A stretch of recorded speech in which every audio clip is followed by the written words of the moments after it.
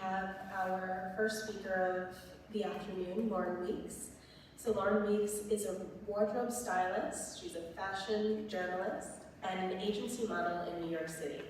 Her fashion and writing work has appeared globally in Vogue, Harper's Bazaar, Le Officiel, and many more. She's also a professional Irish dancer with Fusion Fighters Troupe. As a jack of all trades plus a master of quite a few, Laur served as a direct commission aviation officer in the US Navy before a medical issue caused her to change career paths to first corporate finance and then into fashion. She graduated with summa cum laude distinction in 2017 from Westchester University of Pennsylvania and University of Limerick in Ireland with her Bachelor's of Psychology. And Laur is 27 years old. So with a very wide range of interests and an ethos to be uncommon against the common, Laur is always focused on moving forward with new experiences and personal growth. In her small amounts of free time, she enjoys a good outfit, hot yoga, fashion design, and watching her guilty pleasure K-drama romance shows with her wolf dog. So it is with great pleasure that I introduce to you Laur Weeks. Hi everyone, thank you for having me. So again, my name is Lauren and I work in New York, although I do live in Pennsylvania. So I want to talk today about resilience and becoming your own woman through change and transformation. This is something we don't always get to discuss, and it tends to be a little more difficult in male-dominated fields. So for example, when we first meet someone, whether you're male or female, almost the first thing I guarantee you will say is your name, and then they'll say, what do you do? And I do want to know, why is that the only question that we follow up with? There are so many things other than just what you do for your job, where is that the ultimate summary of who or what we are? Why do we say that? So we don't have to be just one thing. If you look at this, I'm a whole laundry list of things. I'm an enigma, if you will, and I think that's how we should all be. Why do we define ourselves just by that one trait, that one character word? Life changes, jobs change, and we change. So does that say that who we are totally ceases to exist if we have that change?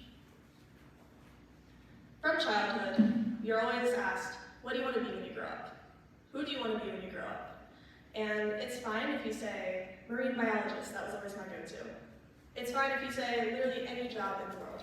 But it's funny because once you become an adult, suddenly, if you're dreaming big, oh no, that's not okay.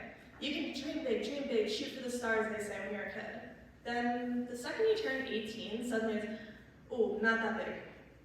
Oh, you want to be the president? Let's aim a little lower.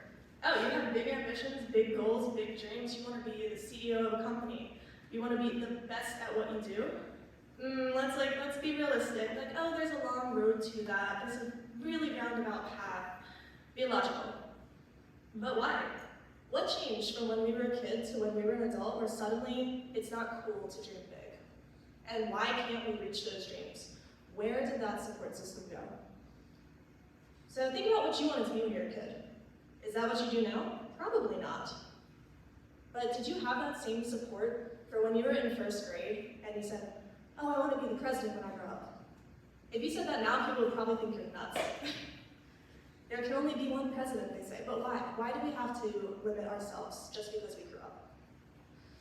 So look around at the support that you had before you started doing things, before you made it big. When you started out on a journey, if you're an entrepreneur or if you're someone who's doing something a bit unconventional, when you look around at your support you have as you're doing it, a lot of the times it's an empty room. I can't tell you why that is. I don't know why it is, and I wish it wasn't that way, but it's the unfortunate truth. But suddenly, once you make it, once you're doing the things that you said you can do, that no one believed you could do, and they said, oh, dream a little lower, it's funny how they all want to be your friend. Where was that when you needed it? And a lot of the times, resilience just means relying on yourself. And that is how you find who you really are.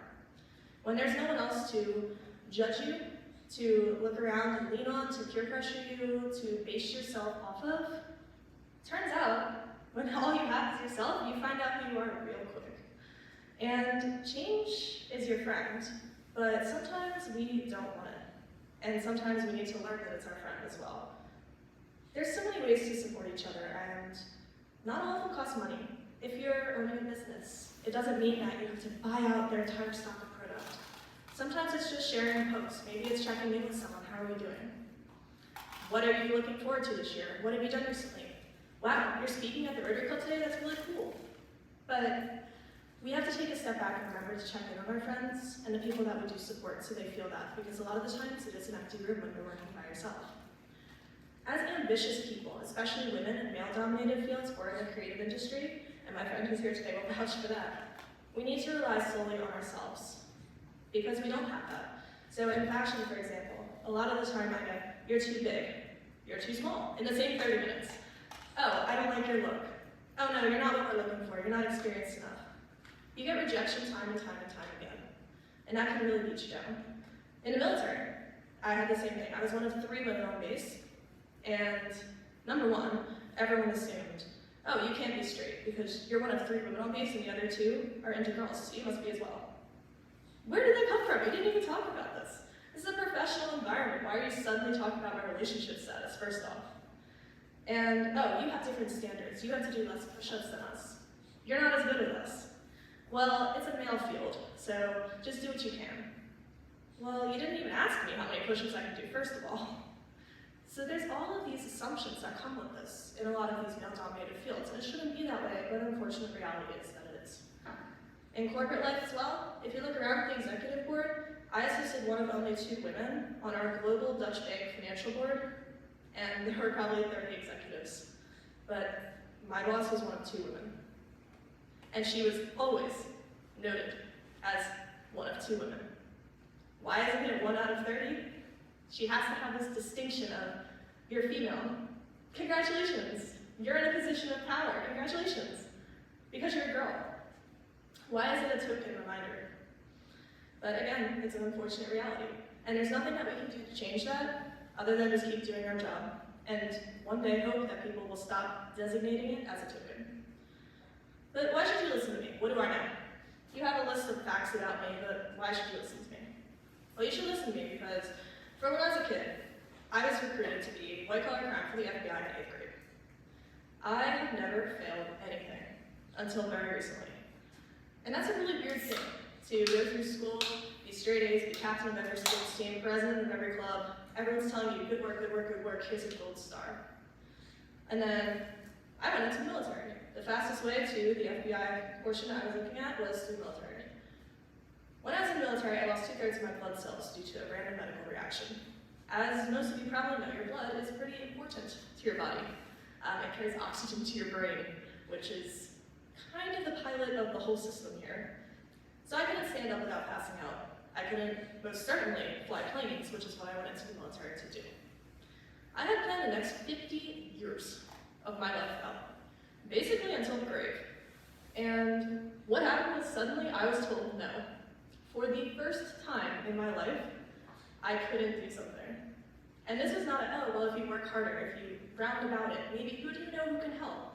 Oh no, my body said, not today, not tomorrow, not next year. I got disqualified from my designator, my job. So I planned the next 50 years of my life out. I'm a huge planner, love plans. My calendar, color-coded. But I couldn't do it. And there was no way around it. So that broke me. And I said, well, flying planes is pretty specific. Do we look like we're in a jet right now? Maybe a flag, but I don't think so. So something obviously changed. I went corporate. I went into finance because it's what my mom does. And I said, well, I can probably do that too. I worked in corporate for 3 years and decided when they said, we need to promote you from executive assistant to something else, you're perfect at your job, you're great, we really want to promote you, good work. What else do you want to do? I looked around, nothing really. At the time, I had started modeling a bit, and I said, fashion is my passion, this is what I feel strongly about. I don't know that I can hack it as a career, but I'd like to. And here I am today, I do work in fashion. I'm a wardrobe stylist, I've been in all those major publications that you saw, and I'm most certainly not the top of my field. I am not the president, I am not famous, I am not rolling in dough, I'm just me. But every single day, wake up and I'm really excited to do my job. And that's why I don't really mind the question, what do you do? All the time, as an introductory, because it's how we tend to classify ourselves. But for me, that very much fits who I am, but I had to go through a lot of hoops to get there. But I'm not any one of those things, and I draw on all of those every single day in my work and my personal life. We are a culmination of all of the things that we've done and the people that we know. And I got broken down again and again and again and again. But it's kind of like putty. If you break it once, and you smush it back together. You break it again, you smush it back together. Over and over and over, it gets a lot more malleable. And you can make it into whatever you want. But that first break is rough. It's hard as a rock. So breaking down is how I built into who I am today, but that's all part of who I am. So I can say, oh, I'm a wardrobe stylist. But then people start talking to me, like Christina did when she met me. And she's like, wait, you did all of these things? You're military, you're finance? I said, yes. I am a lot of things. And that's how we all are. You are all a lot of things. You might be a mother, you might be a best friend, you might be someone's caretaker, you might be a CEO, you might be anything. You're part of the Rotary Club most likely if you're on this call, and that's important too. So we shouldn't just define ourselves by one thing. And people ask a lot of the time, well, what risks were you taking when you're doing all this? Like, all of this sounds insane. Like, it was risks. It was quite literally all or nothing for all of these jobs except for corporate, which is the one that I felt, personally, for me, wasn't getting anywhere with. I was doing well at it, but it wasn't a passion. Your passion, when you plan out something for so many decades because you feel so strongly about it, that's what matters to you, and that's what makes you who you are. That's what we should be answering. This is who I am. When somebody says, oh, hi, my name is Laur, what do you do? That's what we should be saying. We shouldn't necessarily be saying, oh, I work in baking. We should be saying, oh, I'm a huge crocheter. I'm not, but maybe you are. We should be saying, oh, I'm really big into romance novels. There's so many parts of us that are elsewhere. So why don't we acknowledge them? And that's what builds us into who we are. But corporate was comfy for me. It wasn't challenged. It wasn't for me. And I'm not hating on it. I think it's fine. I think it's great for other people. But for me personally, as somebody who is through a journey of knowing myself and becoming my own woman, I learned kind of the hard way. It took me 3 years. But I learned that I was, for me, wasting my time there. It wasn't something I was really passionate about. And when they said, what can we promote you to? What else do you want to do in the company? I couldn't give them an answer, and that's why I left. Because that matters, if we have that answer. So, as Christina said when she introduced me, my ethos and my LinkedIn bio is, I live my life in pursuit of the uncommon amongst the uncommon, and that is outside of your comfort zone. I don't even have a comfort zone anymore. It's blown to bits. There is nothing left. It started out with one for sure, but when you go through so many changes in such a short amount of time, it's funny how you learn the only limitation is actually yourself, for the most part. Where there's a will, there's a way, but you have to find what your will is. And David Goggins is actually the one who coined the term uncommon amongst the uncommon, and I read his book, Can't Hurt Me. David Goggins is also a military officer, and one of the most unhinged people that I have ever read their memoir of. But I highly recommend it. And if you are familiar with it, you will know that this man knows no fear, he knows no limits, and he's kind of crazy. And I don't mean that in a bad way. However, it is not for everyone, that extreme approach. But what was for me at that time, when I did read this too, David Goggins didn't have any fears, he wasn't afraid of anything. This man ran a 100-mile race with no training. That's insane. That is not for all of us. I certainly had fears. I was freaking terrified. I never failed anything in my life. When I first ruined my own life in the military by losing all of my blood. That's how I looked at it. I said, I ruined my life. I didn't do anything to deserve it. There was nothing wrong. There's nothing I could have done. There was no medication to fix it. It was just time. They're lucky they caught it because I should be dead. But when you reach that point of I should be dead, suddenly things are a lot more spaced out. It feels like you're looking back at the planets from like a really far distance. And what you kind of come to the conclusion of, oh, how do I address my fears? The unknown is terrifying. Well, I can tell you, I didn't address them. I just ignored them entirely. I cried for 6 months. Broken. And then, one day I said, well, I have to move on. I got over it. Because there's nothing left to cry about. You run out of tears eventually, and you have to keep moving. So, I got myself up, and my plan A failed, and there was no plan B. There's this contradictory thought where you should have plan A, plan B, plan C, plan D, all the way through Z, just in case something doesn't work out. You should always have a plan. Well, my personal belief is plan A, if you really want it, if something's important enough to be your plan A, your number one, then put your all into it. You shouldn't have a plan B. What I've learned from that is it doesn't always have to be that extreme. You should have a plan B in mind, even though it means you can still keep working towards plan A. But once you fail so spectacularly, it turns out it gets a lot easier. Back to being putty, for real. It's hard the first time when you miserably fail something. But each transition prepped you for the next. So my first was terrifying. My second, from corporate to fashion, I put a plan B in place and it became a bit easier, quite a bit. I made sure that I wasn't going to be destitute on the street, but I didn't feel bad about making the jump. The transition from fashion model to wardrobe stylist within the fashion industry, easy. I was confident. I found my passion. I knew what I wanted. And change shouldn't be something that's passive. It's not something that just happens to you. Even my change when I had no control over my medical issues is not something that's passive that just happens. We're real people, so I want you to think of what motivates you. Why'd you get out of bed today? It's rainy, it's dreary, you're in New York. I don't know about Bermuda, but what got you out of bed? Why are you sitting here today? What gets you out of bed on a weekday? Why do you go to work? And we all have a different answer to that, but I can tell you that mine used to be the crushing, paralyzing fear of failure. People used to say, what are you afraid of? Oh, are you afraid of snakes? I'm afraid of clowns. I'm not afraid of any of that. I'm not even afraid of death. But what I am afraid of, and used to be, was rejection and failure. And I used to tell people that too. But now, what motivates me isn't that fear, it's the pursuit of something, it's the pursuit of success. I'm running to something instead of running away from it. And that's a huge life shift. My friends will vouch. I wake up every day, I am always excited. I'm awake at 1 in the morning, I'm working, and I'm living a dream. I'm really excited about it. If you can find that thing for you, whether it's your full-time career or a hobby, that is a life changer. Passion is what makes you you. So find yours and shop around until you do. But that passion will lead to success, it's simple.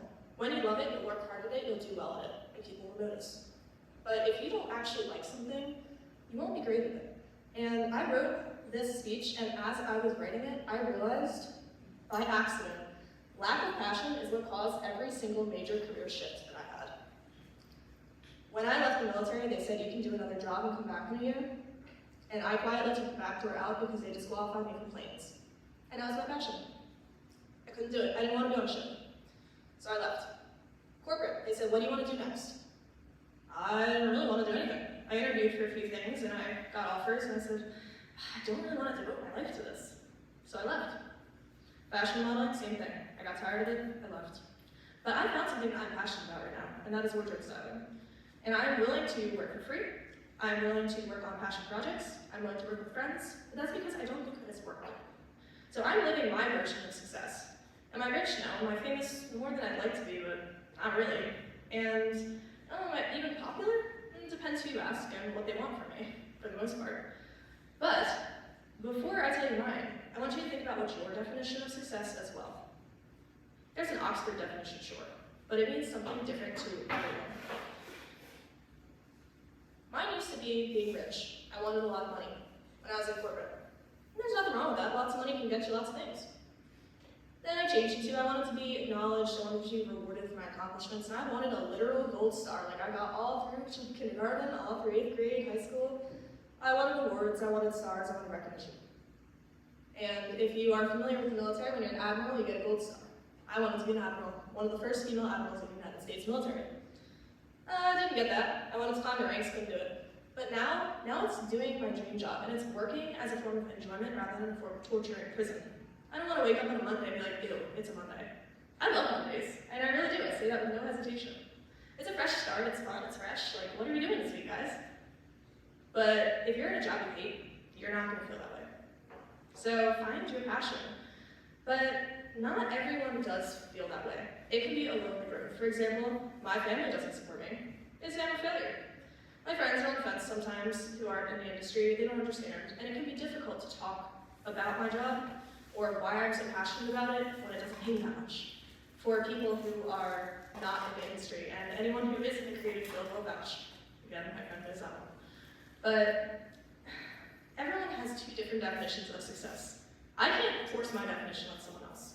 Maybe they want a lot of money, maybe they want to own a jet plane, that's fine. It's just not my definition.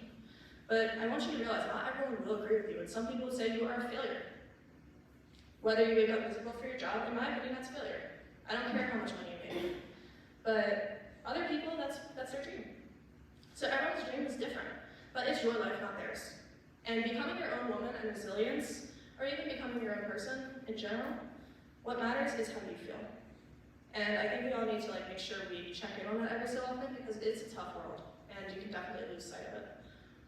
But whatever you do, if there's one thing you take away from me today, other than she talks really fast, I want it to be, don't settle.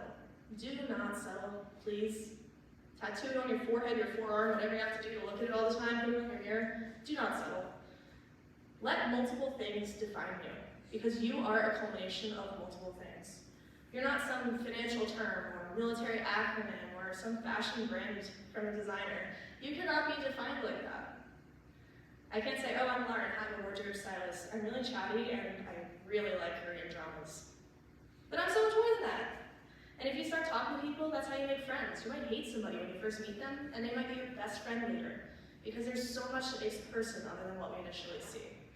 And that's what makes you successful. If you can find out who you are from that culmination and apply that to your daily life, then you will be successful. Because you will be being true to yourself, and that's what matters the most. Even if they tell you it's not. Promise. As someone who's been there, done that. Promise. But you're a person who grows, who changes, whether you want to or not. Maybe that change is forced upon you. It certainly was the first couple times for me. Whether it's through hardships or whether it's through successes, both of them are a kind of change. But the definition of resilience, according to the Oxford Language Dictionary, is the capacity to withstand or recover quickly from difficulties. I have a gripe with that.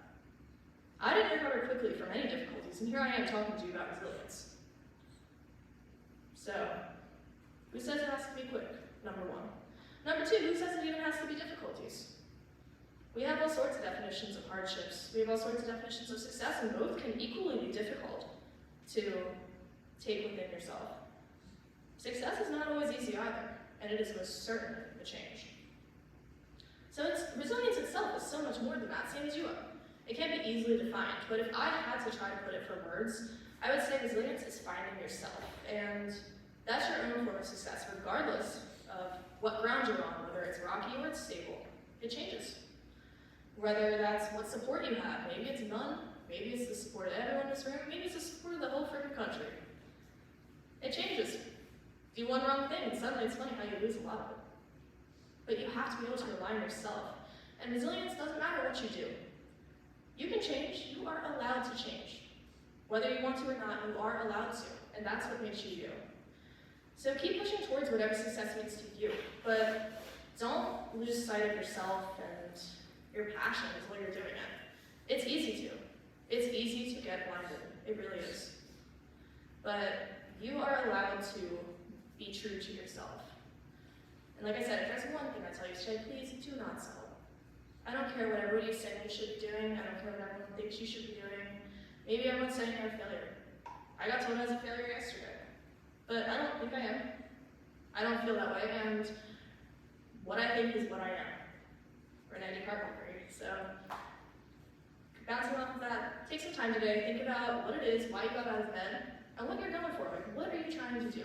It's important to check in with yourself every so often on that. I make a yearly vision board, and sometimes I look at it and I'm like, this doesn't match at all. So maybe in June I'll just shred it and update it. But it's funny, because you look back and suddenly you realize just how much you've accomplished. Things you forgot about. So celebrate the little things and keep pushing forwards towards a good direction, because you want to be running to something, not away from something else. So do not settle for running away from something. Make sure you're running to what you're most passionate about, which I can finally say I am doing. With that, I will wrap myself, but thank you for having me, and I hope you enjoyed and found something useful out of all of those traumatic experiences I've had where I still came out on top. So next time you have a difficulty, think about it. What are you running from and what are you running to? Because you shouldn't be running from anything.